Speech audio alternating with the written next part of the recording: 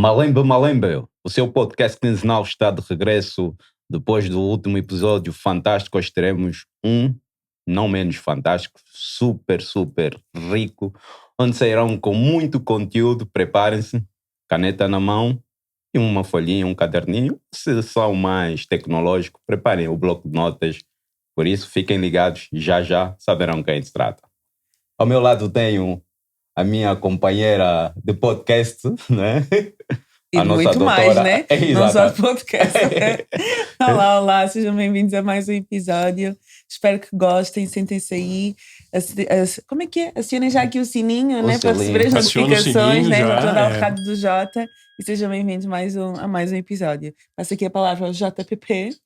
Alô você, esteja você onde estiver, eu espero que você esteja bem, que esteja numa boa. Estamos juntos novamente aqui para mais um Malembe, e hoje uma entrevistada que vai ser difícil iniciar a conversa, porque são tantos o universo é tão vasto de assuntos que eu não sei como é que nós vamos começar. Mas eu vou deixar as honras da casa para o meu amigo Madrino anunciar a nossa entrevistada de garbo e elegância de hoje. Sem mais demora, temos a Conceição Queiroz, a diva da TV.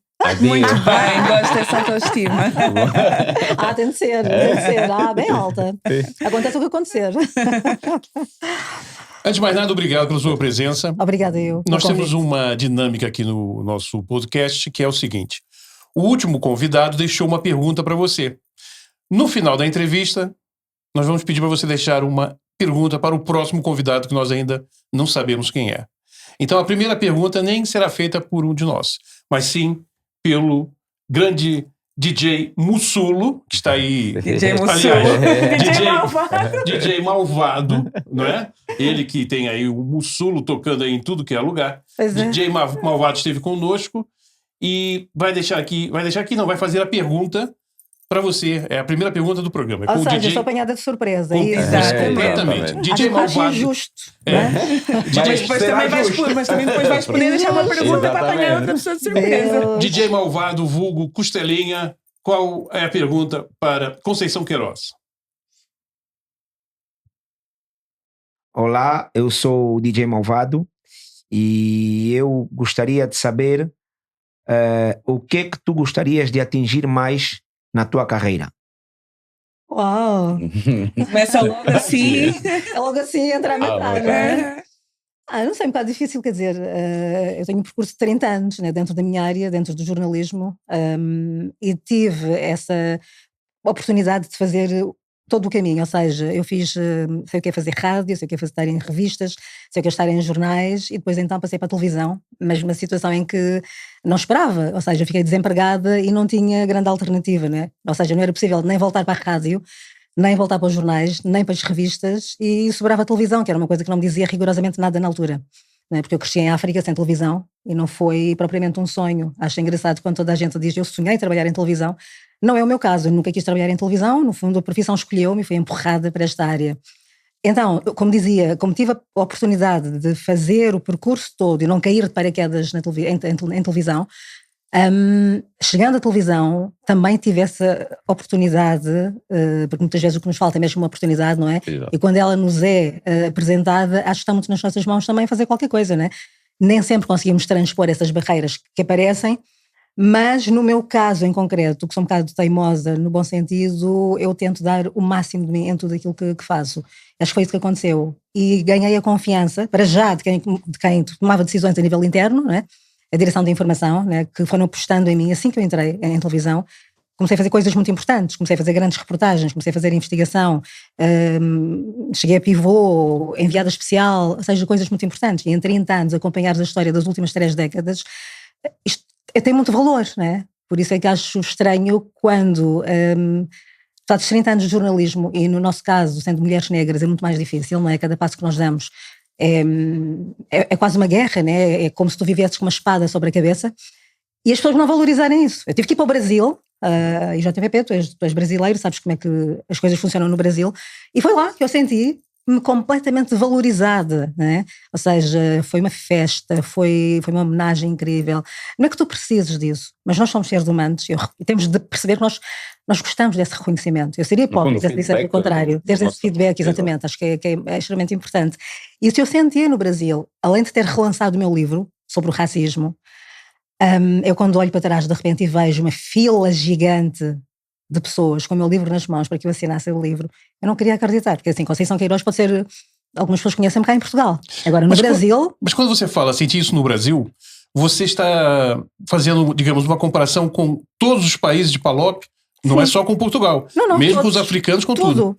Ou seja, dentro da própria comunidade africana não houve ninguém que se tivesse lembrado de celebrar os meus 30 anos de jornalismo, conhecendo todas as lutas que eu enfrentei em frente. Posso afirmar que no Brasil você se sentiu muito mais valorizado do que em todos os outros países? Óbvio. Okay. Completamente. Eu fui ao programa da Cissa Guimarães, que é dos programas com maior audiência no Brasil, na TV Brasil, eu fui ao Xalito, é imensa coisa. Os convites surgiam assim em catadupa, uma coisa incrível. Ou seja, e a primeira coisa em que se falava era de facto nos 30 anos de jornalismo, como é que são? 3 décadas. Não é só isso. Livros. Você participa em lives com uma pessoa por quem eu tenho uma grande admiração, que é o Leandro Carnal. Somos amigos. Pois é. E só isso já me deixa assim feliz de ter você aqui. Voltando de novo para a televisão, o fato de você ter passado por rádio deve ter te dado uma excelente escola para a televisão. Completamente, sim. Mas é curioso, a rádio, as pessoas não fazem ideia quem está do outro lado, não é? Ficam com o registro da tua voz, da tua intuação. Imaginam, tentam perceber quem está do outro lado. Eu senti isso mais em Cabo Verde, porque eu também trabalhei em Cabo Verde, na televisão de Cabo Verde e na rádio de Cabo Verde, RCV. E quando comecei a fazer rádio em Cabo Verde, eu lembro que os técnicos diziam-me, olha, Conceição, está ali muita gente lá fora que estão a ouvir a tua voz e vieram de propósito para tentar perceber quem é que está aqui, esta pessoa nova que chegou de repente. Então achei, aí que eu tive essa consciência de que é engraçado, as pessoas ficam curiosas e os cabo-verdianos vão lá e querem ver, querem saber, interessam, são pessoas interessadas e eu ia conhecer as pessoas, etc. Aqui em Portugal, claro que é diferente, ninguém vai até a Rádio Clube Português onde eu trabalhei para dizer, olha, de quem é esta voz? Não, que é diferente. Mas existe há um imaginário, não é, por onde tu vais circular de certeza absoluta e até o dia em que te olham para ti e tudo bem. A grande diferença é tu chegas à televisão e se fizeres um trabalho que te projete de alguma maneira, se deixares a tua marca no jornalismo de televisão, isto de facto faz com que tu passes por onde quer que tu vás, as pessoas todas conhecem, te tratam pelo nome. Ainda ontem estava a passar a Conceição Queiroz, de repente eu sou Queiroz, ainda me faz confusão ainda hoje, tanto tempo depois, é curioso.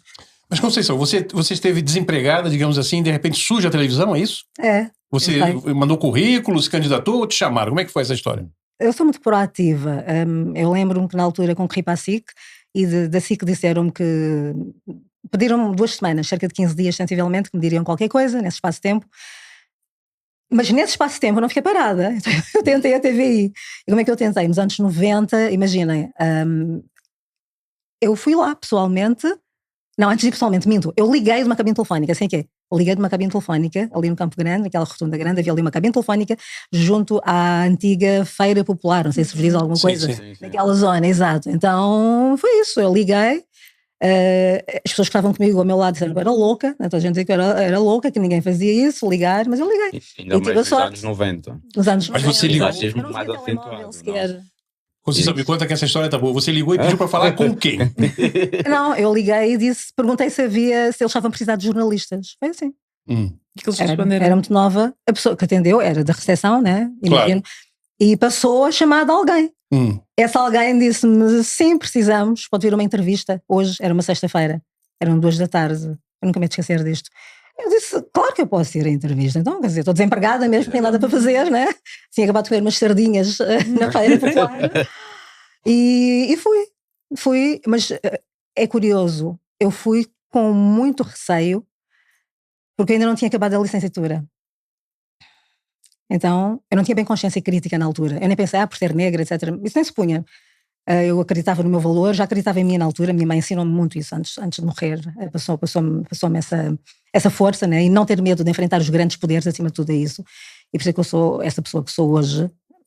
Não me assustam, de facto. Se tiver que fazer frente, eu faço frente, né? Eu vou ter as últimas consequências. Caso contrário, tu não sobrevives também, né? Dentro desta dinâmica em que nós vivemos hoje em dia. E foi isso. Eu fui a essa entrevista às 4 da tarde.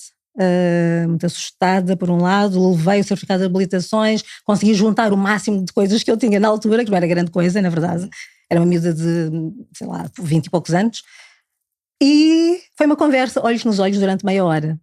Ninguém pediu nem certificado de habilitações, nem outros documentos, nada. Meia hora de conversa, olhos nos olhos, e no final é hoje, está contratada.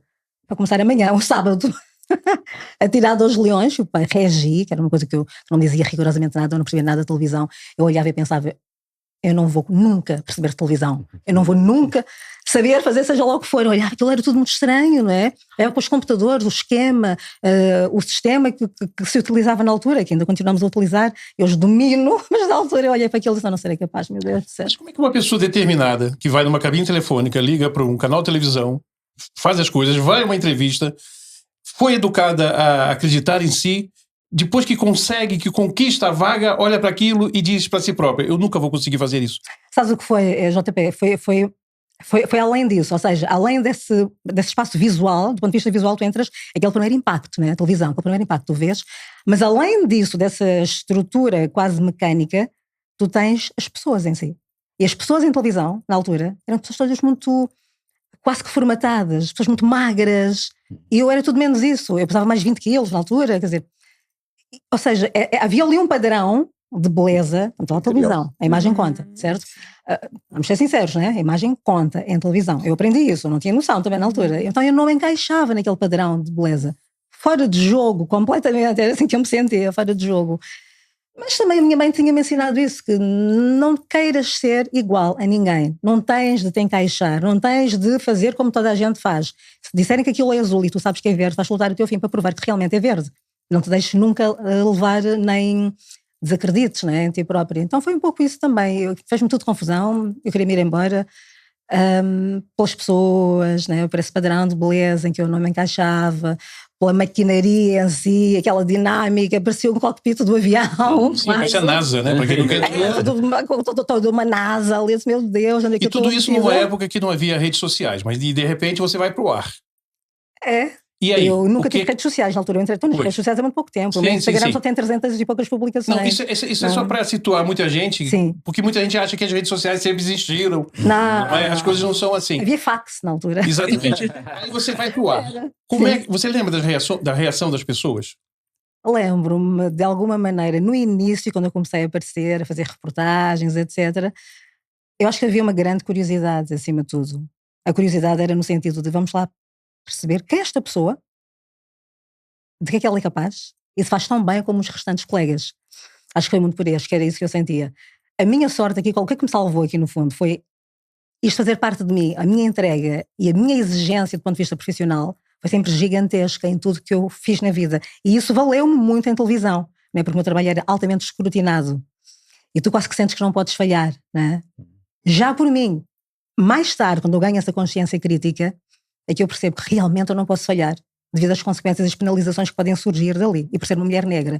E tu tomas essa consciência, olhas à tua volta, e percebes que de facto tu és diferente, não é? És diferente. Durante algum tempo eu ainda estiquei o cabelo, usava o cabelo, como é que se diz, desfrisado, eu desfrisava o cabelo liso, comprido, e houve um dia, é que eu fui para a praia, e depois fui trabalhar, e não tive tempo de esticar o cabelo, então o cabelo foi natural. Assim eu chego, e a diretora de informação, que somos grandes amigas, Manuela Maraguete, ela olhou para mim e disse, uau! Eu disse, ai meu Deus, desculpa, não tive tempo de tratar do cabelo e tal. Tratar do cabelo? Mas isso é o teu cabelo? Eu disse, sim. E ela disse, é assim, vais passar a usar todos os dias, ok? E ela realçou e reforçou que a minha mãe já tinha dito, não queiras ser igual a ninguém daqui. Mas eu já trazia o cabelo esticado, portanto não era para ser igual a ninguém. E quando ela diz aquilo, foi também uma libertação, de certa forma. Eu disse, uau, afinal, então está tudo bem. Mas você percebe que nos primeiros minutos em que você está no ar, olham mais para o teu cabelo do que para aquilo que você está a dizer. Porque o cabelo tira a atenção do público. Ou capta a atenção. Mais ou menos. Eu não acredito tanto nisso. É como aquelas regras. Se estás de braços cruzados é porque estás numa posição, estás na defensiva. não necessariamente pode estar de braços cruzados, eu não estou muito defensiva. Exatamente. Mas existe uma regra também, né, assim, do ponto de vista da psicologia, são padrões, né, que essas crenças, sim, se estiveres assim é porque representa não sei o quê, se cruzas os braços estás na defensiva, se faz um certo gesto, e não é necessariamente assim. Ou seja, eu também não acredito que as pessoas olhem para mim e estão só focadas na minha imagem, né? Não tenho propriamente uns olhos brilhantes, eu não fui contratada, reparem uma coisa, eu não fui contratada pelos meus lindos olhos, eu não fui contratada pela minha magreza ou sei lá, né? Eu não era magra, não tinha rigorosamente nada que encaixasse naquele padrão de beleza, que se mantém, atenção. Né? Agora, de uma forma diferente, obviamente, dá-se mais oportunidades a quem não está dentro desse padrão, é verdade, mas na altura, nos anos 90, tu olhavas à tua volta e tu sentiste quase mal. Eu pensei, caramba, este pessoal não come? Como ela faz? Eu sou mulher africana, eu gosto de me alimentar, não? Eu como, né? Eu como, quero uma boa feijoada. Porque a televisão engorda, né? A própria imagem. Sim, exato. Vocês estão me vendo aqui, eu não sou tão gordo quanto pareço. Pois não. Diga, Pedro, sem fazer a pergunta, eu te derrubo. Sim, não, sem problema, Jota. Também estás muito entusiasmado. E para quem não está não, eu perguntar, né, que quando foste à procura dessa oportunidade, não olhaste para o facto de seres mulher negra. Quando é que foi a primeira vez em que tu percebeste que isso era poderia ser um problema, poderia ser um empecilho, poderia ser um entrave? Quando começaram os ataques. Ou seja, quando o trabalho ganha projeção efetivamente, e eu estou no horário nobre, e eu estou a fazer trabalhos de investigação com mais de 1 milhão de telespectadores, com uma grande audiência, mas a ganhar prémios. Mas é graças ao meu trabalho, né? Porque fui à festa do croquete, etc. Começo a escrever livros. Em 2007 surgiu o primeiro convite. Hoje tenho 5 livros, mas o primeiro convite surgiu na altura. Então, quando existe uma projeção do ponto de vista intelectual, começam os ataques, e os ataques faziam-me pensar, sou preta, vai para a tua terra, a televisão é branca, Conceição Queiroz tem de sair, coisas assim. Eu podia continuar, tenho ali uma lista no meu telefone. E aí é que tu tens Tens uma lista? Você coleciona isso? Algumas das coisas, sim, podem ser úteis um dia. Muitas delas entreguei à Polícia Judiciária, são ameaças de morte, algumas delas, né, coisas graves, mas também as queixas de nada servem, porque são todas elas arquivadas. As minhas foram todas arquivadas, deixei de fazer queixas. Eu fui atacada uma vez, insultada com insultos racistas, em direto. Eu estava em direto, com o microfone na mão, quando vem uma senhora, que já me tinha começado a insultar antes de eu começar o direto, e continua a insultar-me durante o direto, e no final do direto vem para cima de mim, vou-te matar. É um ódio, é uma coisa incompreensível. Mas algumas pessoas disseram, não faças caso, é uma indigente, não sei o quê. É mentira. E vou-te dizer porquê. Porque se fosse uma mulher negra naquele papel, o que é que se podia esperar? Estão a ver aquela preta, né? Selvagens, etc. Por aí fora, né? Não vou alongar, que vocês sabem como é que é. Mas como foi aquela, é uma drogada, uma indigente, não faças caso. Aquilo foi violentíssimo. As pessoas não têm noção. Eu estava de microfone na mão a exercer as minhas funções, a ouvir a Régia ao mesmo tempo, o auricular, e ter aquela senhora a insultar-me para cima de mim cada vez mais, que a certa altura eu tinha o microfone na mão direita, passei o microfone para a mão esquerda e dei um contra-ela para ela se afastar de mim. O que é que aconteceu? Virou o disco Conceição Queiroz, agrediu, quer dizer, tu de vítima passas rapidamente a agressor, quer dizer, não dá, eu já dei para expeditório, quer dizer, passei por várias fases e neste momento estou naquela de que não vale realmente a pena entrar em discussão com algumas pessoas. Não vale a pena. Vão-te destruir psicologicamente. E a intenção, eu acho que é essa, né? A grande intenção é darem cabo de ti psicologicamente, destruírem-te intelectualmente, claro, meterem-te num quarto escuro quase, numa grande depressão, né? À qual quase que não nos podemos dar ao luxo, e a tomar remédios, etc. Antidepressivos e ansiolíticos, coisas que eu nunca tomei, felizmente até hoje, ninguém sabe o futuro, como é óbvio. Mas estou muito, costumo dizer, a sangue frio. Ou seja, tenho muita noção e consciência do que está a acontecer. Eu não estou sedada, eu não estou com um ansiolítico antidepressivo, né, que me tira de mim. E não tenho nada contra isso. Mas os especialistas existem para nos ajudarem. Mas por que você está a dizer isso agora? Tentam te convencer disso? De que exatamente? Tentam convencer de que as coisas não são assim? Tentam te convencer que você está a enxergar mais do que realmente é? Tentam te convencer que você está sedada? Não. Quando você afirma isso, você está tentando contrapor o quê? Aquilo que a maioria pensa. Ou seja, a maioria acredita que eu faço terapia há anos para sobreviver e aguentar os vários insultos, os vários ataques, não é? Aquela forma como facilmente se retira a autoestima a uma mulher negra e uma criança negra, que isto vem da infância, né? Pronto, muitas vezes vem da infância. Então estou a esclarecer apenas que não, eu nunca fiz terapia na vida, que nunca tomei antidepressivos nem ansiolíticos. Daí eu dizer que estou a sangue frio. Mas quando isso acontece, os seus colegas tentam amenizar a coisa, Não tem a ver com colegas, estou a falar de ataques que vêm de fora. Do público. Mas você estava dizendo, deixa disso, essas pessoas são assim, são assado. As pessoas têm sempre uma tendência a pôr água na fervura. Desvalorizar aquilo que acontece. Exato. Sim. Diz? A desvalorizar aquilo que acontece. Exatamente. Sempre. Que horror, não fazes caso, não interessa nada. Quer dizer, mas tu aguentas, estás forte. Eu assisto constantemente. Talvez eu não queira ser assim tão forte. O que é que te ajuda a aguentar? Eu ia fazer essa questão, de facto. O que é que te ajuda a aguentar? O que é que? O que é que te ajuda a aguentar durante estes 30 anos? Eu acho que é uma estrutura que está criada. Neste momento, eu reconheço, e digo isto sem qualquer problema, eu tenho uma estrutura emocional fortíssima. Eu acho que herdei isto da minha mãe. Minha mãe já não é viva. Mas ela era assim, repara, a minha mãe processou o banco, não foi o gerente, processou o banco onde ela trabalhava. Daí ela ter-me dito, nunca tenhas medo dos grandes poderes. Minha mãe morrer no hospital disse-me isto: filha, tu não tenhas nunca medo dos grandes poderes, eu já não estarei cá, e tu vais te confrontar com essa gente. Estás a ver, Jota? Mas eu concordo exatamente com isso. Mas repare, na altura aquilo não fazia sentido para mim, né? Minha mãe morreu há 25 anos, minha mãe morreu em 2000, sim. E eu dizia, mamã, credo, nós em África tratamos, pelo menos eu, né? Mamã, papá, né? Eu disse, mamã, que horror, alguma vez na vida eu vou ter problemas, vou-me confrontar com grandes poderes. Vais, filha. Assim que o teu trabalho começar a ter projeção, e não demorou muito, de facto, tu vais te incompatibilizar com muita gente. E terás de ser forte, terás de suportar isso se é realmente isto que tu queres fazer. Os meus pais nem sequer queriam que eu fosse jornalista, muito menos em televisão. Meus pais, minha mãe morreu preocupada comigo, né? Porque para eles o jornalismo não era propriamente uma profissão, naquela altura, né? E eu contrariei isso. Meu pai hoje é o meu maior fã, né? Mas, Conceição, me explica uma coisa. E deixa eu já te explicar também uma coisa. Eu trabalho em rádio há muitos anos. Assim. Quando você estava falando das pessoas irem à rádio por causa da sua voz, aconteceu isso comigo também. E, surpreendentemente, a maioria das pessoas que iam ao rádio, ou iam à rádio me conhecer, muitas vezes eu ouvi, eu achava que você era negro. Não sei por quê. As pessoas pensavam isso. É um direito delas pensarem, ok? Mas, por exemplo, um gay que começa a apresentar o jornal, todo mundo vai chamá-lo de bichinha, de viadinho, essas coisas todas. Um gordo vai ser tratado por gordo. Um careca vai sempre... As pessoas vão sempre no ponto mais fraco, digamos assim, não é? De quem está a fazer sucesso, porque ninguém chuta cachorro morto. O problema aqui é você começar a ter projeção. Porque até o momento em que você não tinha projeção, você não sofria os ataques, correto? Bem. Agora, você não acha que todos nós, de uma maneira ou de outra, passamos por isso? Além da questão da cor da pele? Além da questão da cor da pele, além do ser mulher. Ou seja, os estereótipos no geral.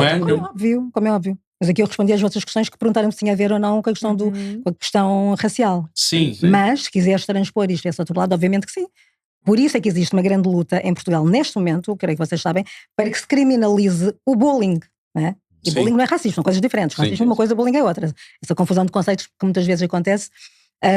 Por alguma razão existe essa guerra dos pais das crianças vítimas de bullying para que a prática seja criminalizada em Portugal. Eu estou perfeitamente de acordo e subscrevo, como é óbvio, da mesma maneira que o racismo também já devia ser crime em Portugal, né? De forma autónoma. Como é no Brasil. Como é no Brasil, e não me remetam para o artigo 240, que eu já não aguento mais o artigo 240, né? Quer dizer, o racismo tem de ser crime, ponto final, de forma autónoma em Portugal, tal como é em tantos outros países, tal como é no Brasil. Aliás, o Brasil tem a lei mais severa à escala mundial quando falamos do racismo.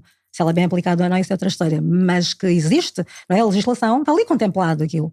Agora que o sentido de impunidade é que faz com que as práticas se mantenham, continuem e sejam cada vez mais descaradas. Há um descaramento total, né? E na tua perspectiva, porquê que isto é tão adiado ou porquê que não é tão valorizado e não é visto como uma prioridade? Perante os parceiros europeus, tu vais reconhecer que em Portugal existe racismo.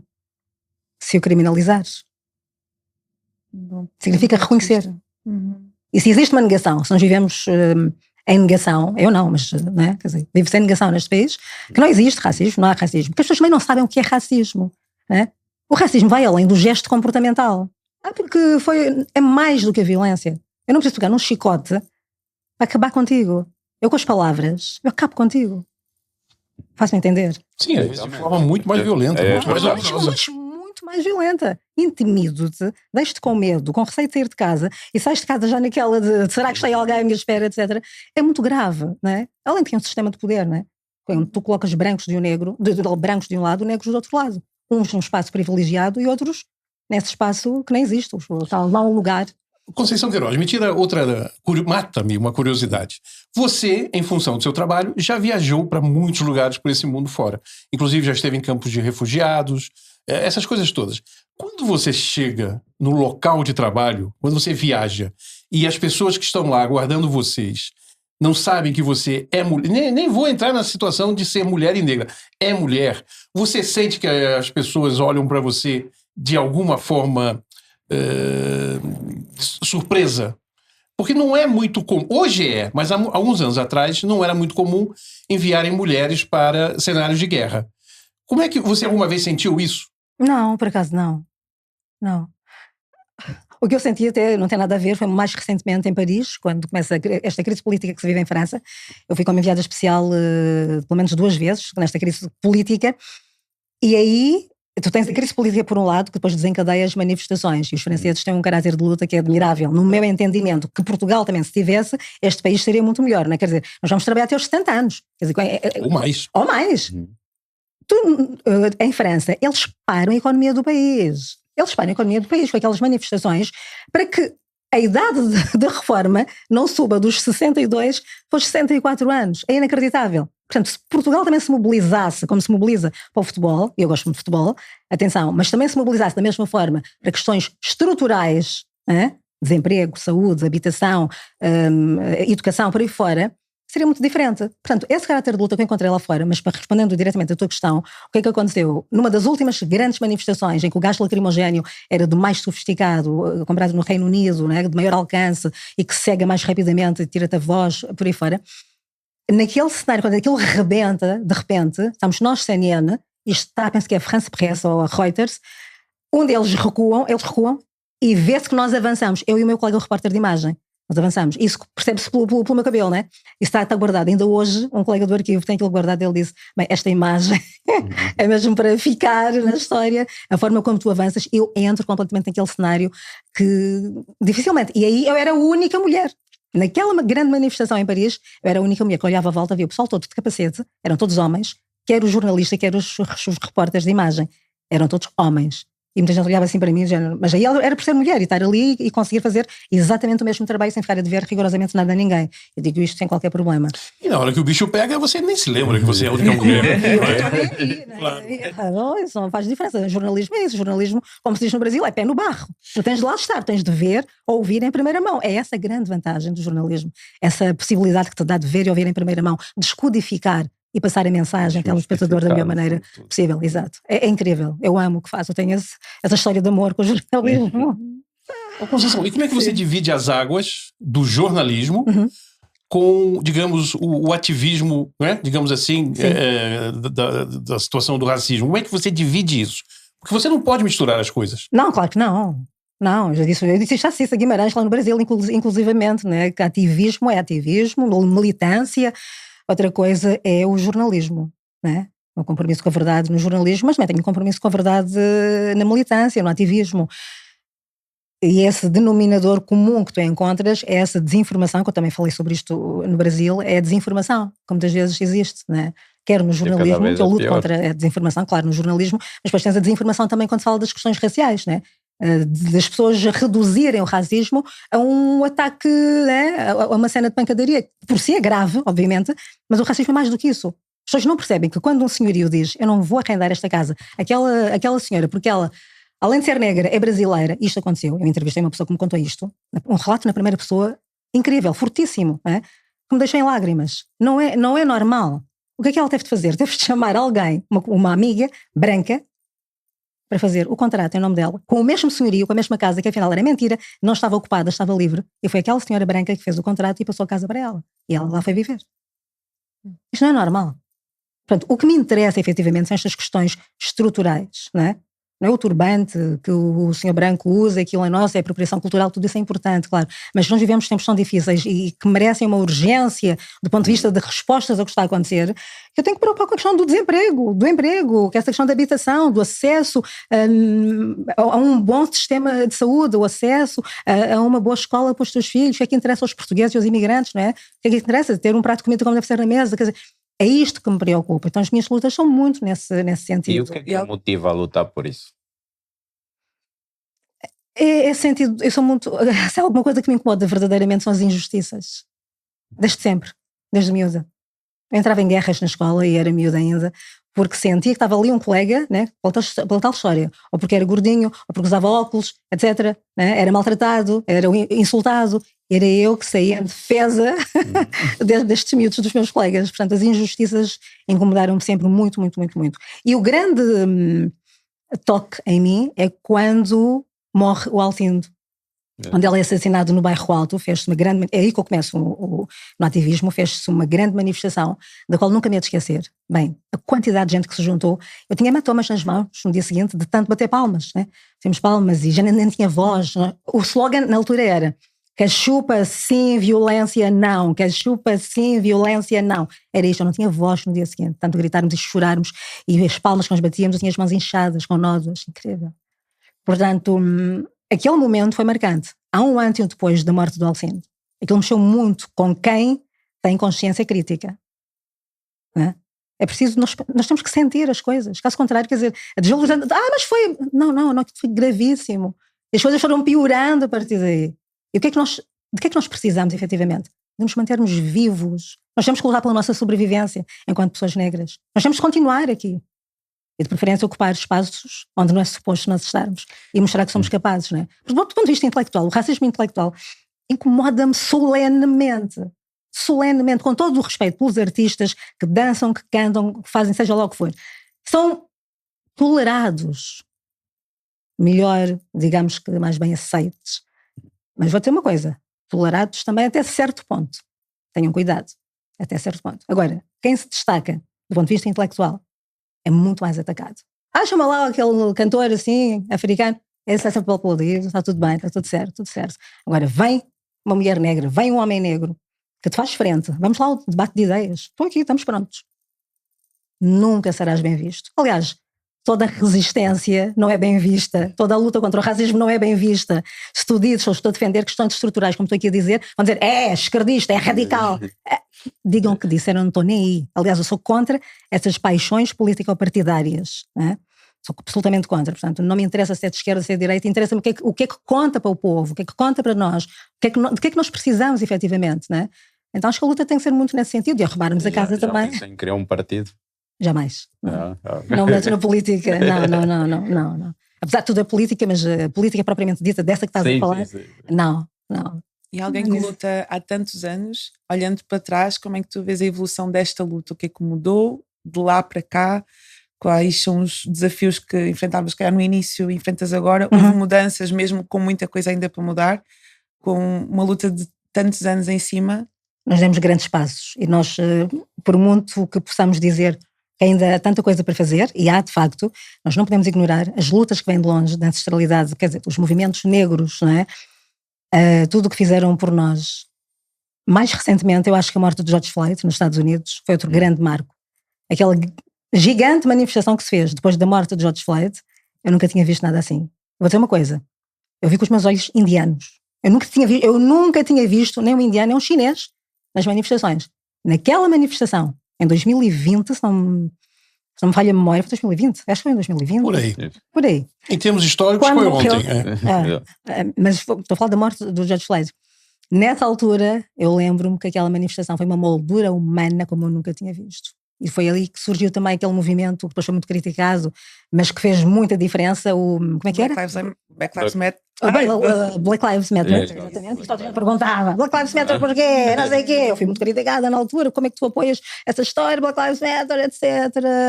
Porquê? E as pessoas diziam, mas todas as vidas importam e vocês dizem que só as vidas negras é que importam. E eu dizia, nós não estamos a dizer que só as vidas negras é que importam. Houve alguém, nunca me hei de esquecer, que disse assim, não se esqueçam, podemos lutar por nós. Dá para parar um pouco, podemos lutar por nós, ou seja, é a nossa casa que está a arder neste momento. É o nosso prato que está sem comida neste momento. Black Lives Matter. Faz sentido. E acaba a conversa comigo, não há história, né?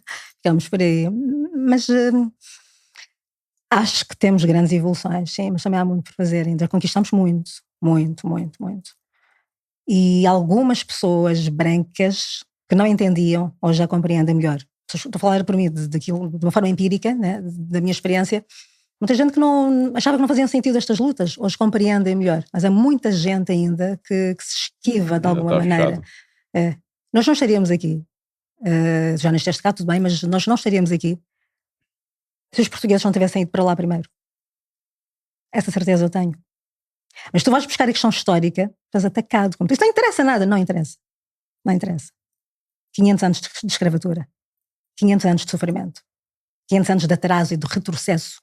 Não tiveste a mesma oportunidade, o mesmo poder, a mesma capacidade que os outros, que te destruíram da forma como nós sabemos. Nós estamos a tentar ainda recuperar, não é?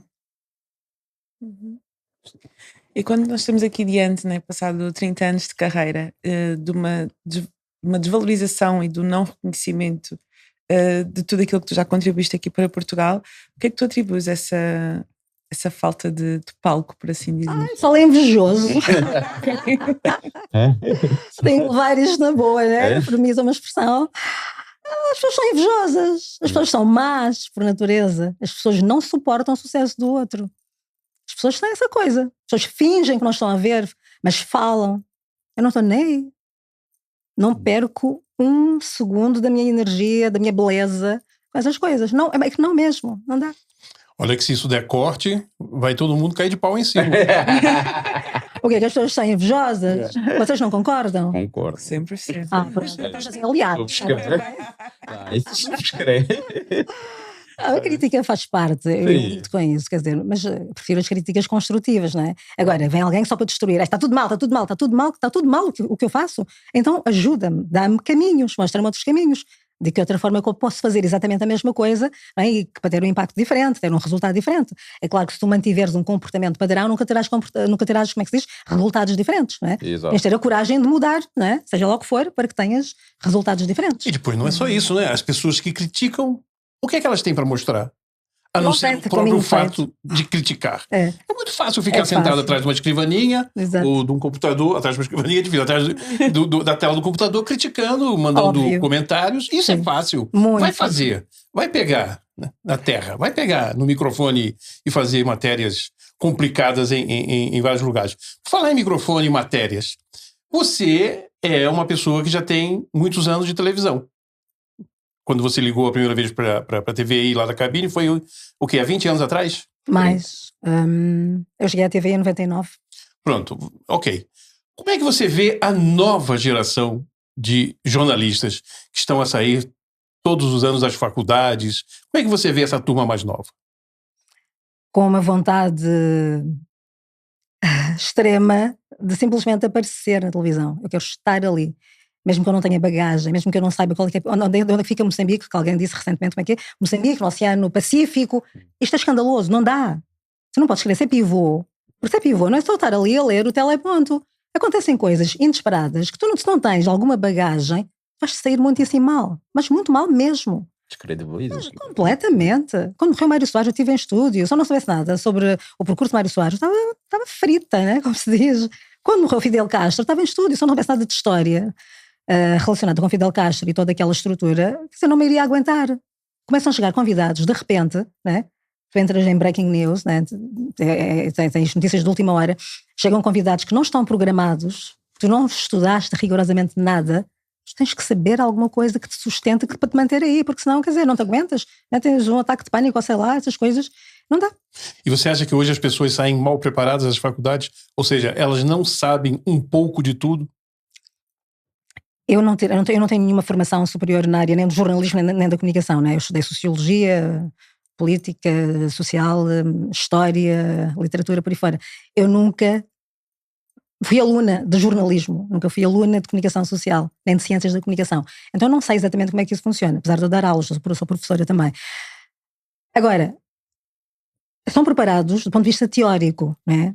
De que é que estamos a falar? A história da comunicação, o jornalismo em si, etc, as regras do ponto de vista deontológico, tudo isso que é tudo muito importante. Mas depois, do ponto de vista prático, falta tudo.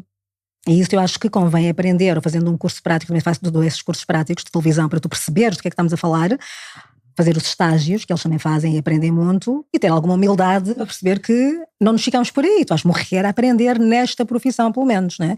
Devia ser em tudo, mas pelo menos nesta profissão faz-me confusão quando as pessoas dizem, não tenho nada a provar, eu tenho tudo a provar. Eu, todos os dias, cada dia é um desafio para mim. Eu sinto que tenho ainda muita coisa para... O provar aqui é relativo, não é? Provar de forma relativa. Mas porque eu sei que o meu trabalho será sempre mais escrutinado que o das outras pessoas. Não é? Se eu disser que Moçambique fica no Oceano Pacífico, conseguem imaginar o que é que se vai escrever nas redes sociais. O que é que se podia esperar? Porque isto não me aconteceu, todos nós falhamos. E lembro quando falhei uma vez, já não sei exatamente o que foi que eu disse, escreveu-se nas redes sociais. O que é que se podia esperar quando se dá o trabalho de um branco para ser feito por uma preta? Percebem-se? Coisas destas.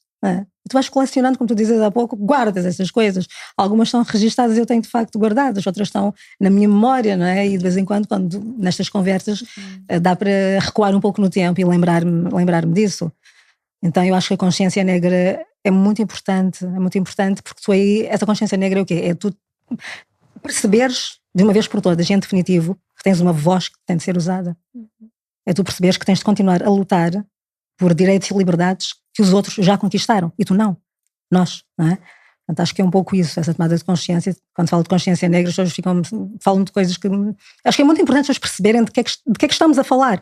Não é pegar em conceitos, pegar aqui, agarrar ali, reproduzir aquilo que nós ouvimos. Eu acho que é muito importante compreender de que é que estamos a falar quando falamos de racismo, de que é que estamos a falar quando falamos de consciência negra, de que é que estamos a falar quando falamos dos movimentos negros, sim. De que estamos a falar quando se diz Black Lives Matter. Não são só as vidas negras que importam, mas é o nosso prato que está sem comida. É a nossa casa que está a arder, repito. Então, a união que devia existir mais dentro da própria comunidade é algo que também me preocupa.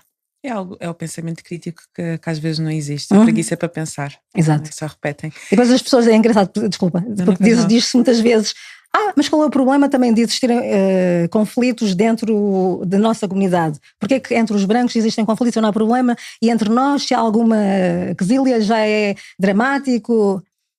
Porque a nossa história é diferente. Eu acho que nós, pessoas negras, não devemos lavar roupa suja em praça pública. Nós já sofremos muito. Eu não vou admitir de uma pessoa negra que venha para cima de mim. Eu não vou admitir. E serei muito mais dura, de certeza absoluta, com essa pessoa negra do que com um homem branco ou com uma mulher branca. De certeza absoluta. Porque dos outros eu já sei o que é que eu espero, né? Já sei com aquilo que eu conto. Das pessoas negras, eu sou muito mais exigente. Isso é uma forma de racismo interno, digamos assim? Não. Há quem diga que os próprios negros são muito racistas com os negros. Você concorda com isso? Já ouviu isso? Não. Racismo é uma coisa. Discriminação, preconceito, complexos de superioridade é outro negócio, é outra história. São coisas diferentes. São coisas muito diferentes. Não acho. Podem existir pessoas, enfim, em África temos países onde as pessoas são empiricamente reconhecidas como mais arrogantes. E temos outros povos, como em Moçambique e em São Tomé, que são pessoas mais pacíficas, por aí fora. Não é? Isto, empiricamente, nós sabemos que isto acontece.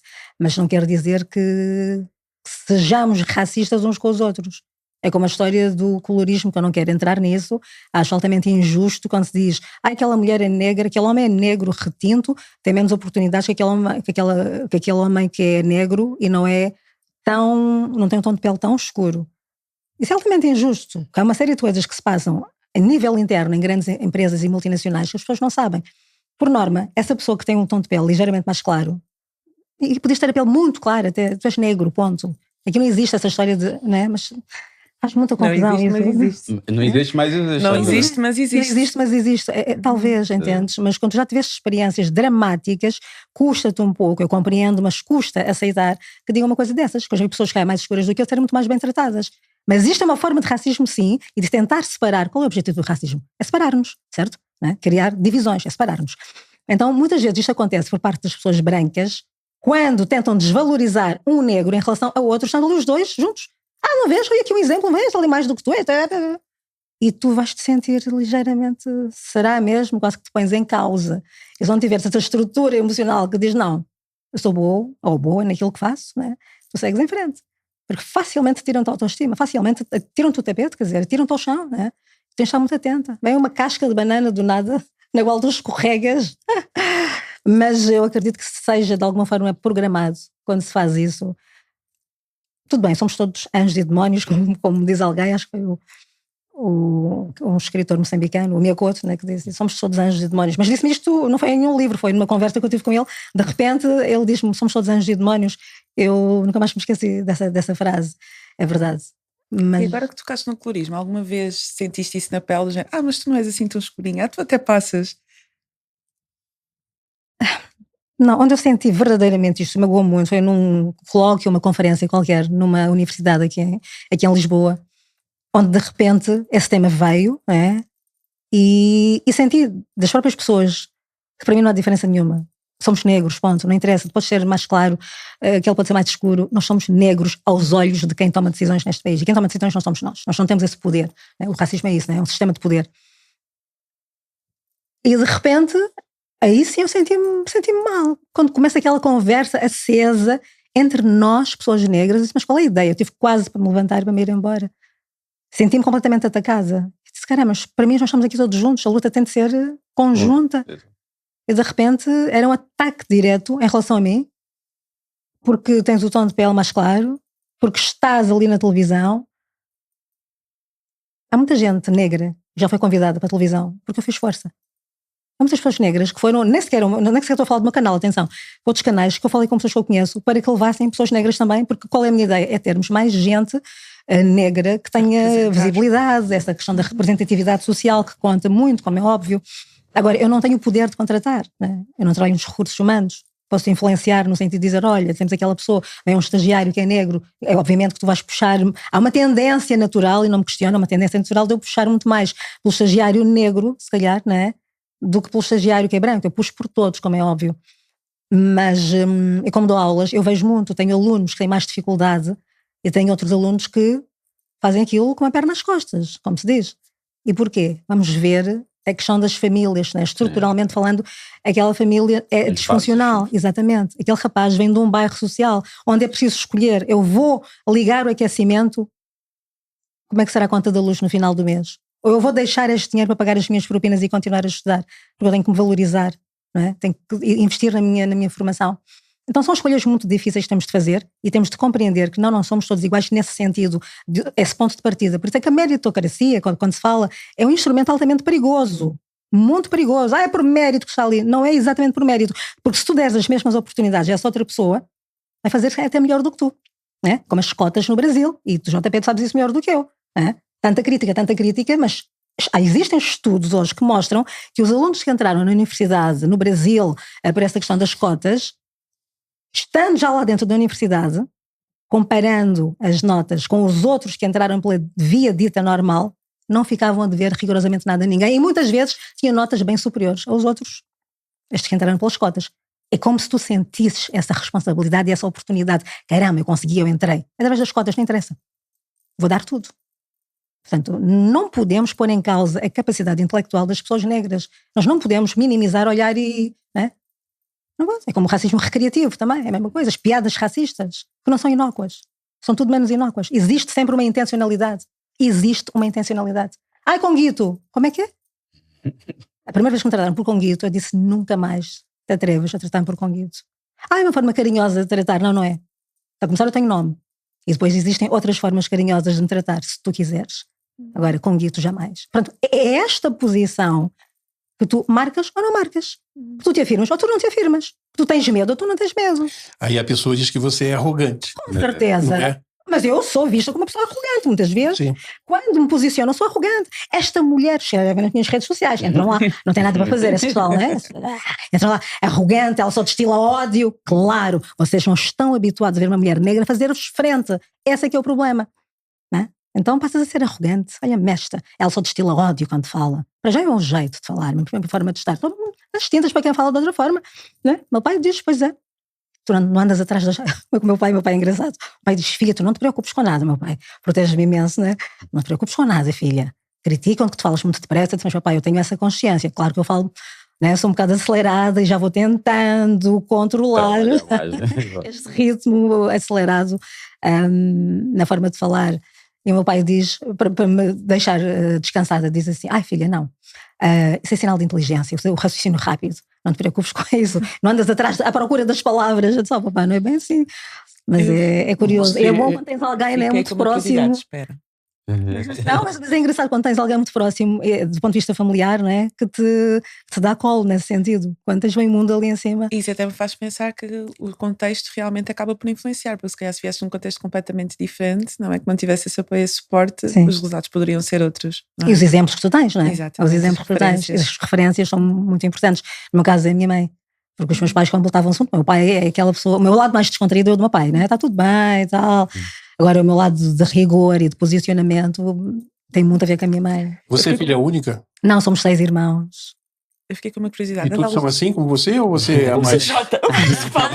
Pode. Obrigada. Todos são assim? Todos lutam? Todos brigam? Ou você é o leão da família? Eu e o meu irmão mais novo também assim, somos muito parecidos. Sim, eu e o meu irmão mais novo. A minha irmã mais velha, por exemplo, é altamente consensual. É aquela pessoa que quer fazer com que tudo esteja bem. Todos os mais velhos são assim. Não há, mesmo que eu tenha toda a razão do mundo, ela vai dizer: não, São, calma, vamos ver bem isto. Mana, mas são evidências. Apaziguadora. Calma, é melhor não te metas. Eu disse: mana, eu vou questionar aquela pessoa. Não vais, a minha irmã segura. É engraçado, não é? Nem aí. Das aulas de quê? Dou aulas que têm a ver com jornalismo, com comunicação, ligadas à saúde, que eu sou muito ligada à área da saúde. E quando estás a dar aulas, tu tentas ir além do conteúdo programático e técnico que te colocam ali para lecionar e passar alguns valores, alguns princípios, até de acordo com a tua visão de vida, de acordo com a tua perspectiva do mundo, tentas passar isso para os teus alunos? Consideras que és uma referência para os alunos que tens que são negros, tendo em conta a posição que estás agora? Como é que é essa experiência de lidar com jovens que estão na faculdade, que eu acredito, não sei, os jovens de hoje em dia na faculdade não são os mesmos da há 30 anos. Exatamente. Como é que é para ti essa experiência e trabalhar diretamente assim com... É incrível, dá-me um gosto desgraçado. Quando tenho alunos negros, são poucos, né? São poucos, mas quando eles aparecem, de facto, eu fico muito feliz e eles agarram-se muito a mim. Portanto, eu vou respondendo, sim, a resposta é sim, vou muito além daquilo que é o conteúdo programático, né? Quer dizer, da matéria que é suposto selecionar. Eu cheguei a ter alunos negros que não faziam intervalo. E eu própria precisava daquele intervalo para me organizar mentalmente, porque eram 4 horas, só dou 4 horas seguidas, né? E no intervalo, eles não faziam intervalo, preferiam ficar na sala comigo em desabafo e a perguntarem por estratégias de sobrevivência, né? E tu aí tens de ter essa disponibilidade, né? Como não ter também, né? Quer dizer... Eu sou... Tomar aquela dor para ti também. Eu sou naturalmente assim, sim, sou altamente sensível, sou muito sensível às injustiças. E então, sim. Mas eu também não tenho propriamente uma varinha mágica. Eu falo da minha experiência e de como é que eu consigo lidar com esses grandes poderes. E outras vezes não são grandes poderes, coisíssima nenhuma. É uma raia miúda que anda ali, uma minoria que anda por ali que nos quer destruir. Portanto, como é que nós nos defendemos dessas pessoas? E os meus alunos são obviamente muito, muito novos, né? Pessoas com 18, 19, 20 anos, gente muito jovem. E que nessa fase altamente decisiva da vida, se não tiverem uma referência, alguém que possa ajudá-los a colocarem-se neste mundo perigoso em que nós vivemos, eles podem se perder.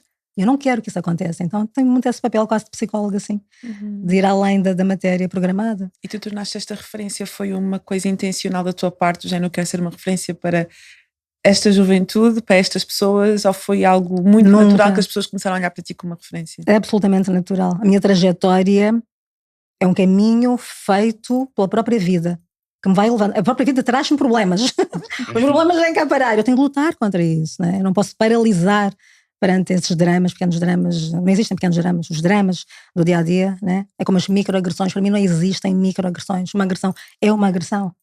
Não desvalorizemos. Porque só aquela pessoa que passou por aquilo é que sabe que significado é que aquilo tem, né? Como eu, quando fui atacada, desculpem-me voltar a este tema, porque aquilo foi extremamente violento para mim. E ninguém teve essa noção. Toda a gente desvalorizou aquilo. Mas depois também houve uma coisa muito boa. Escritores, cronistas, com crónicas em jornais e revistas, até mesmo na concorrência, fala-se disto, curiosamente. Esses sim fizeram referência aos artistas e os escritores, e muitos disseram, vejam bem, por um lado ainda bem que aquilo aconteceu em direto e toda a gente viu. Estamos falando de um vídeo que teve quase 1 milhão de visualizações em menos de 10 minutos, atenção. E... que bom, que muita gente viu a Conceição Queiroz a ser atacada em direto. Se aquilo aconteceu em direto, imaginem o que é que ela não passa, né? Com a câmara desligada. Por um lado, teve essa coisa boa. Então, eu não tenho a mania da perseguição. Nós, pessoas negras, não temos a mania da perseguição. Isto é uma realidade, nós vivemos com isto no dia-a-dia, de uma forma altamente camuflada, porque o racismo é esperto, né? Nas suas formas mais insidiosas, mas ele está presente de todas as maneiras, formas e feitios. E tu sentes isso quanto menos esperas, de quem tu menos esperas. E eu estou naquela fase, como dizia, daquela história do leão, da selva, que tem de mediar algo entre o tigre e o burro, né? Esta história eu já conhecia, mas foi repetida há pouco tempo por alguém, que é, o burro diz, esta relva é azul, e o tigre diz, não, a relva é verde. E o burro continua ali a insistir, não, é azul, é azul, é azul, é azul. O tigre, a certa altura, cansado de tentar mostrar com todas as evidências que aquela relva é verde, vão então os dois ao rei da selva, ao leão.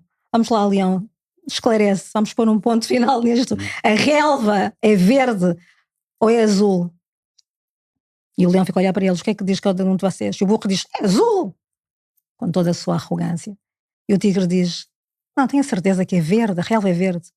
E o leão fica assim a olhar e diz, não, a relva é azul. E o burro fica super convencido, uau, viram? Ganhei, venci, vai-se embora. O tigre fica ali de cabeça baixa e diz, rei, como assim? Nós os dois sabemos que a relva é verde e tu dás razão ao burro, dizes que a relva é azul, sabendo que não é. E o rei diz assim, não é sobre a relva ser verde, azul, branca, cinza, preta, não. É sobre ti. É sobre o facto de tu, com essa bravura, com a tua intelectualidade, com a tua inteligência, com o teu posicionamento, te deixaste levar numa conversa com um burro. Deixaste que ele te tire essa energia e pôr-te nesse estado em que tu estás. Percebeste? Incrível, não é? Então, por muitas evidências que tu coloques ali, aos olhos de muita gente, todos os dias temos que conviver com burros. É verdade? Então deixa eu acreditar que a relva é azul. Você pediu desculpas por voltar à história da agressão, por voltar ao início, né? E me despertou aqui uma curiosidade. Assim que ficou de te responder em 2 semanas, nunca mais disse nada? Olha, eu nem me lembro, na verdade. Eu não me lembro. Não, mas eu fui muito bem tratada, né? Quer dizer, podiam ter dito, olha, isto vai para os recursos humanos e fica ali numa base de dados e se um dia surgiu uma oportunidade, surgiu. Não, eu nem sei que fui bem tratada. Eu lembro deles terem dito, olha, vamos fazer tudo para daqui a 15 dias ver se conseguimos aqui uma vaga, etc, etc. Eu é que, naqueles 15 dias, achei que eu devia tentar a minha sorte noutro canal. Parada, e curiosamente eu não fiquei na RTP África, né? Também fui a uma entrevista na RTP África, a 13 entrevistas, na verdade, na RTP África, e não fiquei. A vida é estranha, né? Falando em África, faria mais sentido, né? Agora aqui falando em África, passou por vários países africanos, nomeadamente alguns lusófonos. Qual é a narrativa que muitas das vezes cria-se aqui fora em relação aos países africanos?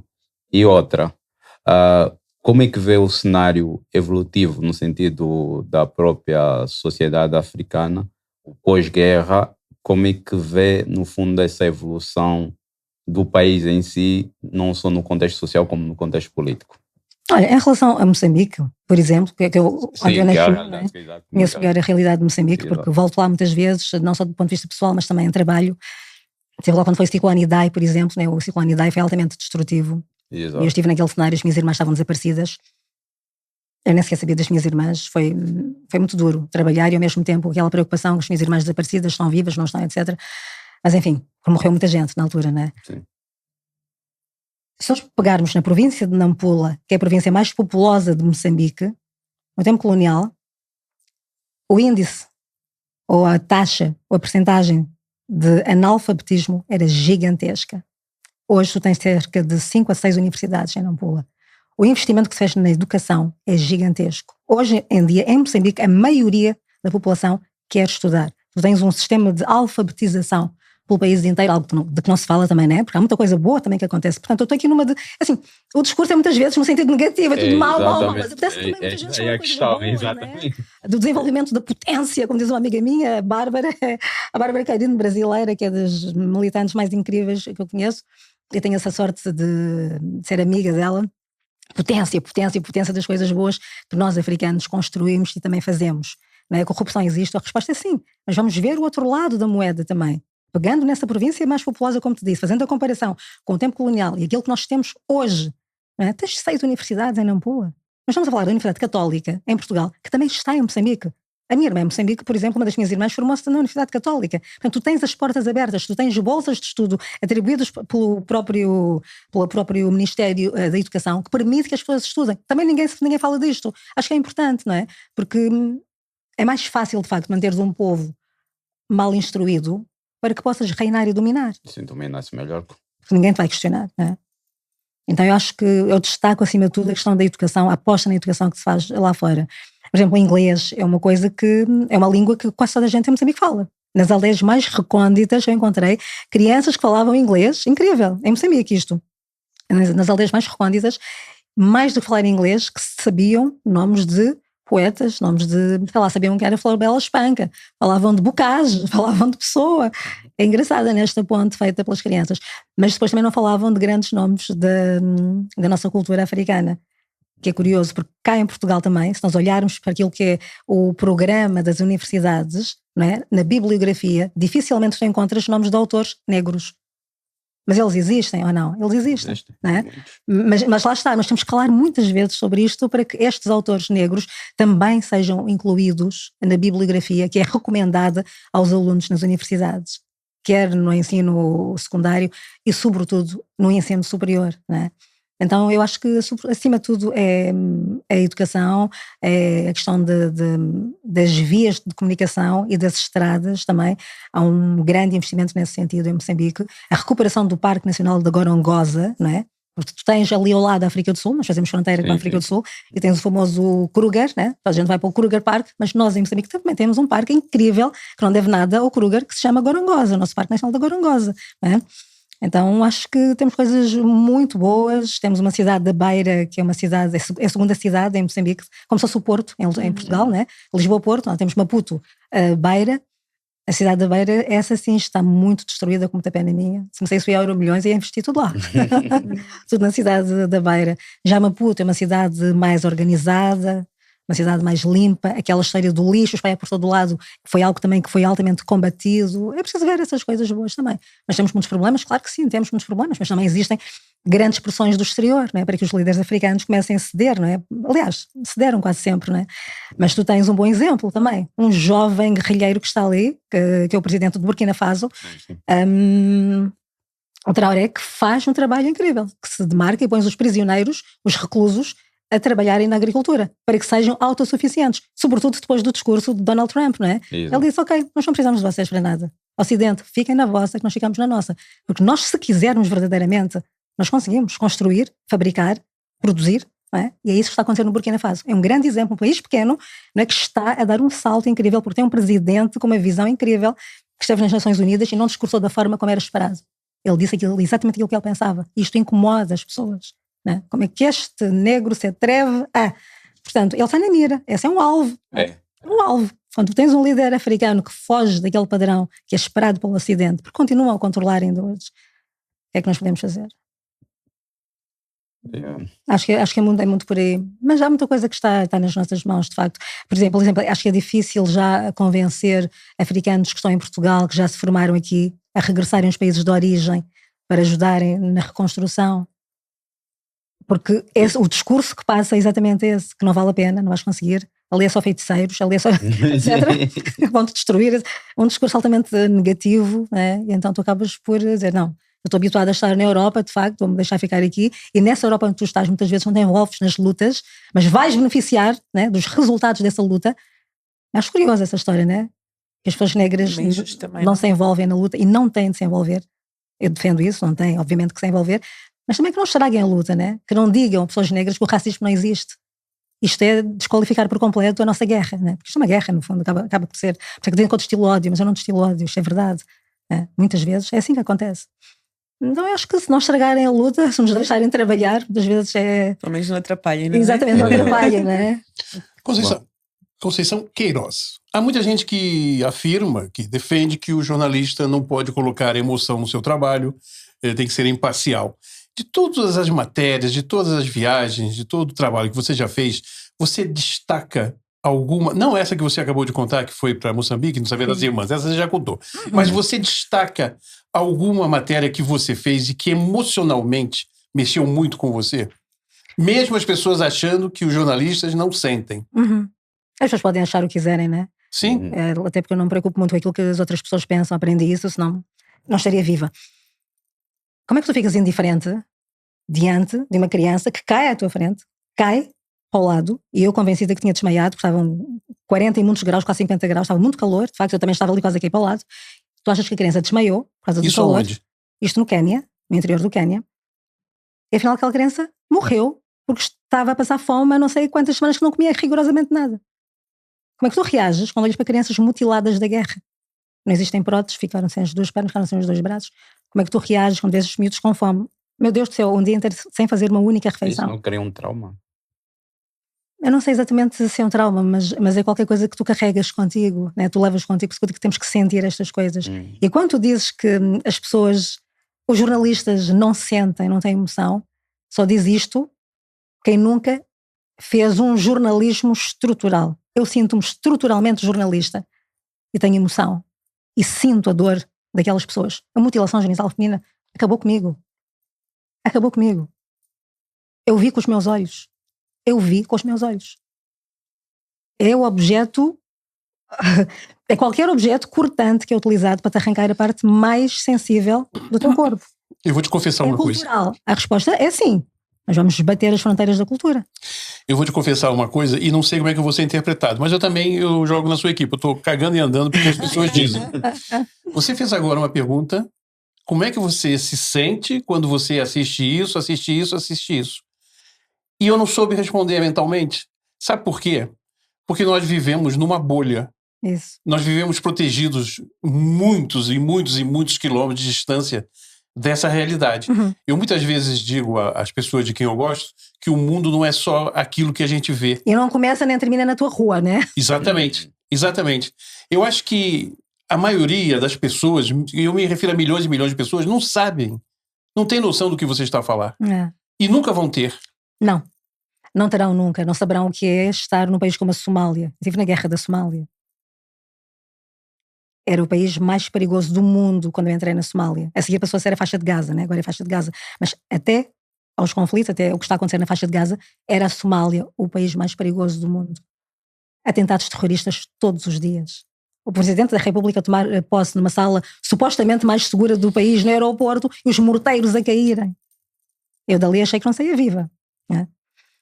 Aldeias onde o chá é muito famoso na Somália, aldeias onde os terroristas entram, mandam as famílias fazer aquelas cafeteiras e panelas grandes de chá a ferver e obrigam as pessoas a beber aquilo. As pessoas não conseguem. Então eles obrigam, eles próprios atiram-te com o chá a ferver pelas narinas e pela boca e tu morres ali. Pega no outro, faz a mesma coisa. Formas quase requintadas, vão arranjando maneiras quase sofisticadas de matar. Já não é só aquele tiro, né, que já é péssimo por si, já não é só aquela bomba que atiram, não é aquela granada. Vamos lá fazer-te sofrer e morrer lentamente. É terrível, muita coisa que está a acontecer pelo mundo. As pessoas não sonham. Então já vi muita coisa, de facto. Isso não passa... Fica indiferente. Mas isso é noticiado, isso é divulgado ou isso é abafado?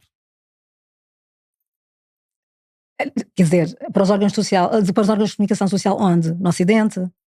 Quase que não se fala. Não. Pois. Nós falamos da guerra da Ucrânia, nós falamos dos conflitos, né, noutros sítios. O que está a acontecer no coração da África, na República Democrática do Congo. Quem é que fala? Ninguém. É. Uma colónia belga, com a história toda, que não vale a pena estarmos aqui, né? Porque sabemos todos, né, o martírio que foi para aquele povo e de onde continuam a extrair minerais que são utilizados no Ocidente para que tenhamos o telemóvel que tu tens aí, o relógio que tens aí. Tudo isso vem de uma mão de obra infantil que está neste momento, estamos aqui a conversar, a acontecer no Congo. Quem faz alguma coisa? Talvez no Burkina Faso o Traoré já teria voltados há muito tempo. Sim. Portanto, nós ainda temos alguns líderes políticos africanos que têm pulso, né? Fazem qualquer coisa. Mas com muita pena minha, eu não sei quanto tempo é que vai durar o Traoré. Eu não sei, sinceramente. Porque é tão admirável o que ele faz que incomoda o Ocidente. Não sei se vão deixá-lo viver. Fake news. Como é que você vê toda essa tecnologia funcionando a favor da contra-informação, da mentira? Como é que você, como jornalista do meio, encara isso? É que para mim não existem fake news. Se é fake, não é notícia. Mas sim. Mas há quem acredite, né? É disto que estás a falar, né? Sim. Construção de coisas que não existem, passar uma informação. Isto leva-nos ao papel verdadeiro do jornalista, né? cabe ao jornalista fazer essa triagem e informar devidamente. Cabe também a quem consome informação procurar nos sítios certos a informação que deseja, porque se tu vais, com todo o respeito pelos blogs e sites e coisas que existem, pessoas que acham que são jornalistas e não são, e publicam coisas, e é ali que tu te alimentas, né? Enquanto consumidor de informação, porque essa informação vamos lá ver naquele blog, naquele site, tudo bem, mas eu acho que devem procurar, não é por eu estar no meio, mas devem procurar jornalismo profissional, porque nunca nada nem ninguém vai substituir o jornalismo profissional. E nós vemos isto quando? Quando existem grandes acontecimentos no mundo. Os grandes acontecimentos à escala global. Quando foi a pandemia, não vamos muito longe, quando foi a pandemia, o consumo de televisão foi incrível. Nós, né, todos os dias nós temos as audiências e dá para ver isso. Incrível o consumo de televisão. Isto mostra o quê? Isto prova que as pessoas, naquela altura, que era uma coisa tão importante, a pessoa toda em casa, aquela confusão à escala global, tanta gente a morrer, etc., queriam informação fidedigna e não era em nenhum site, em sites, não estou a dizer sites de informação séria, estou a dizer sites que são criados por pessoas que escrevem umas coisas, blogs, etc, etc. Não, era na televisão que eles queriam ver, porque a informação era real. Eu trabalhei sempre na pandemia. Portanto, eu começava a França, por exemplo, 2 pessoas mortas neste momento, pandemia. 1 hora depois já eram 10 pessoas. Eu fazia emissões de horário duplo, né? Eu começava de manhã até à noite, quer dizer. E de repente já eram 500 e tal pessoas mortas daquele dia. Incrível, né? Então as pessoas tinham esta informação se ligassem à televisão, se lessem jornais de referência e por aí fora. Então é o jornalismo profissional que te vai desligar, se tu quiseres, obviamente, porque cada um, no jogo da democracia, cada um escolhe aquilo que quiser e vota em quem quiser, por aí fora. Mas acho que é importante procurar o jornalismo profissional. Este é que te vai distanciar das fake news. Agora, se me disseres, mas o jornalismo profissional também tem ali telhados de vidro. A resposta é sim, claro que sim, como todas as profissões. O jornalismo por vezes influencia a opinião pública. Não é de vez em quando, é sempre. Por isso é que é o quarto poder, não é? Obviamente que o teu discurso enquanto jornalista, até na forma como tu constróis a notícia, vai ou não influenciar, positivo ou negativamente, a opinião pública. Não é? Vais pôr na cabeça das pessoas, por vezes, até sem querer, que de facto todos os problemas que acontecem em Portugal têm a ver com a imigração. O gato que morreu ali foi o imigrante que matou. Eu venho dizer, nem sei como é que se mata um gato, pessoal. Mas foi imigrante, é tudo culpa do imigrante, estás a perceber? Tem que ter muita atenção. Estas coisas, isto do gato foi o Gilmário que disse uma vez, a culpa toda do imigrante. Matou o gato, foi o imigrante que matou o gato. Vamos ver se quando mandarem embora todos os imigrantes de Portugal, se a dívida pública desaparece, se o desemprego desaparece, se a segurança social se mantém estável e sustentável, não é? Se Portugal passa a ser um mar de rosas, se o índice de criminalidade reduz drasticamente, não é? Vamos ver se isso acontece. Não esquecendo que o bairro de Lata, o maior em Paris, foi construído e onde habitaram 10 mil portugueses em situação precária, tal como os africanos, nós estamos aqui hoje a fazer. É preciso ter memória, é preciso saber um bocadinho de história e não nos esquecermos disto. Hoje correm com 18 famílias que estavam naquele bairro, destruíram as casas daquelas pessoas, sem dó nem piedade, vão para a rua, não quer saber, vão para a rua. É na rua que ficam com crianças e tudo. Que desumanidade, que vergonha. Tenho vergonha. E esquecem-se que os portugueses precisaram, e fizeram exatamente o mesmo, construíram de forma ilegal, estavam em situação irregular. Vou dar o exemplo de França, posso falar de mais coisa. Paris, ainda hoje, se lembram pessoas que ali viveram portugueses, para começarem uma vida nova, deixaram Portugal, que aqui não havia condições, e foram à procura de melhores condições de vida lá fora, e construíram de forma precária bairros de Lata, o maior da história de Paris. Portugueses é que lá viviam 10 mil, não eram 18 famílias ecas, como estamos aqui. Caramba! Querem mais? Está bom para vocês? Tá. Já estamos mesmo no final. Pois é, vamos às perguntinhas de praxe. Infelizmente já estamos no final. Foi muito bom esse debate. Exato. Essa conversa. Eu não quero estragar o vosso trabalho, né? Vejam lá. Não. Se existem linhas vermelhas que eu não devo passar, mas eles também avisam, né? Aqui é tudo válido. É tudo. Eu tinha muito mais perguntas, mas já não dá tempo. Sim, não dá tempo. Alguma curiosidade em particular? Muita coisa. Eu queria ouvir a sua opinião sobre a proibição agora do uso da burca. Eu queria ouvir a sua opinião sobre o crescimento do Chega. Mas não vai dar tempo. Fica para uma próxima oportunidade. Mas posso deixar aqui uma provocação em relação à burca? Pode. É obrigatório, ou melhor, é proibida a utilização da burca em Portugal, certo? Sim, passou a ser. Uhum. Eu acho que em África temos de implementar exatamente as mesmas regras. Ou seja, os ocidentais em África também tem de lhes ser proibido, naquelas aldeias por onde se movimentam, vestirem-se da forma como se vestem no Ocidente. Têm que passar a vestir aquela capulana que nós usamos lá em Moçambique. Aquele pano de terra que nós temos lá em Cabo Verde. Por aí vai.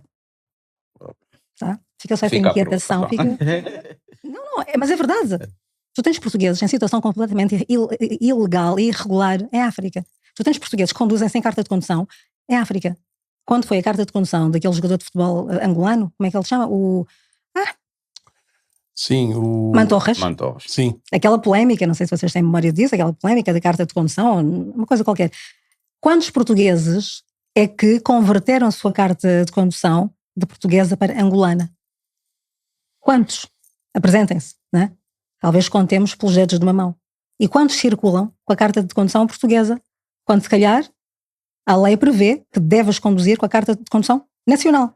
Portanto, essa lei que está a ser aplicada em Portugal, essa quantidade de coisas que nos atiram para cima, não são aplicadas em África. Eu acho que quem manda em África deve reagir da mesma maneira. Não é reciprocidade, não é? Reciprocidade, não é uma boa, está tudo certo. Tem que ser Lula, tem que ser Lula. Então tu também não te vais vestir como te vestes no Ocidente quando estiveres em África. Tu vais respeitar também a cultura africana. Tu vais vestir a minha capulana.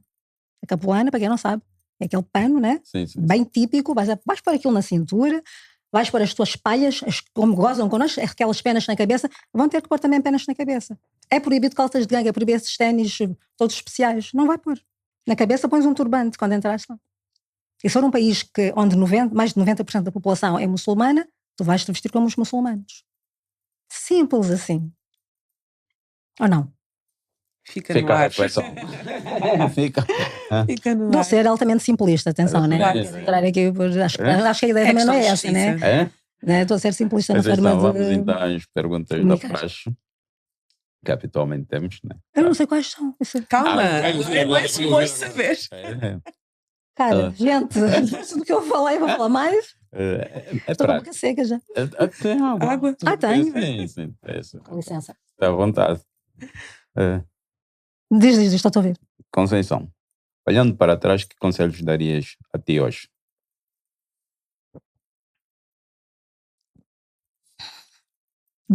Aquela autoestima que eu não tinha antigamente, talvez, acho que por aí, porque a questão da autoestima depois determina uma série de coisas, não é?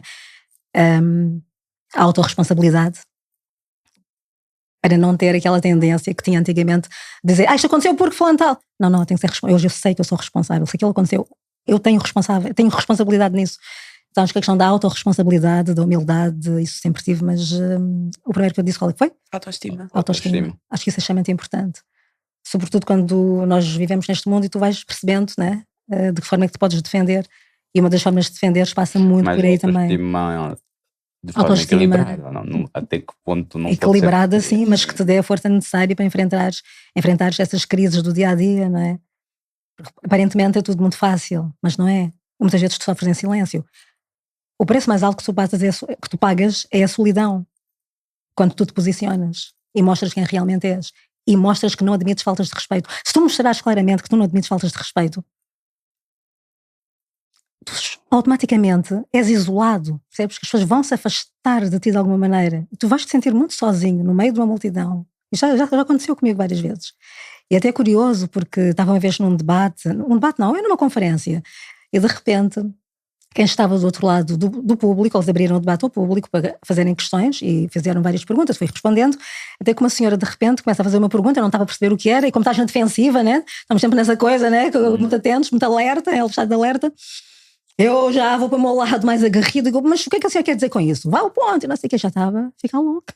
E o pessoal todo, calma, Conceição.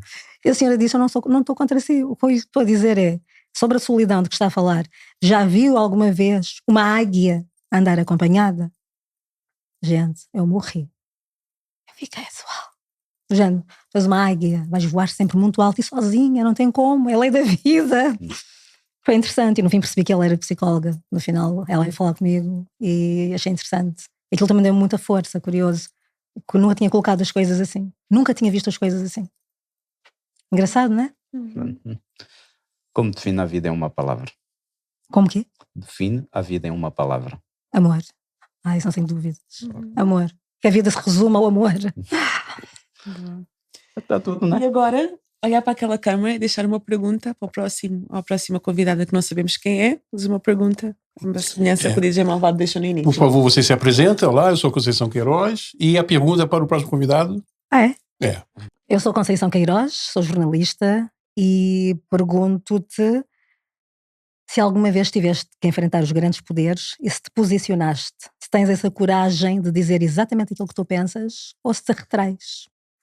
Simples assim. Obrigado. Muito bem. Obrigada. Obrigada, eu. Gostas de chocolate? Você gosta de chocolate? Sim. Claro. Quem Não. adoro. Obrigada. Chocolate boutique. Olha só. Chocolate artesanal. Ah, é? Melhor É. de Portugal. É brasileiro? Não, é português. É português? Uau. Mas tem uma Nacional. brasileira. Tem. Para dar um abraço aí pro Fernando Sim. e um beijinho pra Camila. Chocolate Verdade, Boutique. Camila. Não troquei o nome, não? É chocolate Boutique ou Boutique de chocolate? É algo. Vai aparecer aqui embaixo. É, no eu nosso sempre patrocinador. troco, eu sempre troco. Quando é que fazes anos? 31 de maio. Ok, dia 31 de maio. Podem mandar Quem é o teu próximo chocolates. aniversário? Se precisares de alguma decoradora para decorar a tua festa, Cléo Carvalho Eventos também é a nossa patrocinadora oficial aqui do evento. Do Ok. evento Eu não tenho jeito do dessas podcast. coisas, sim. Sim. Se me fizeram um desconto, está tudo bem. Vai fazer A um gente desconto. arranja connections aqui. Que bom, né? Temos boa disposição, apesar dos pesares, e continuarmos sem nos deixarmos ir abaixo. Né? Temos Quase que celebrar a temos. vida, né? Temos que celebrar a vida, é verdade. Né? E Olha. estarmos vivos, lutarmos pela nossa permanência, né? Permanência nesta vida. A sobrevivência acima de tudo, porque sem essa sobrevivência, se acabam connosco, né? Acabou, quem é que vai lutar? Temos de continuar aqui a lutar por isso. Isso mesmo. Obrigada. Obrigada e parabéns pelo vosso trabalho. Obrigada. Obrigado pela sua presença. Petra, as honras da casa. Obrigada. Até à próxima. Vemos daqui a 15 dias. E até lá, malembe. Não levem a vida tão depressa. Beijinhos. Tchau, tchau.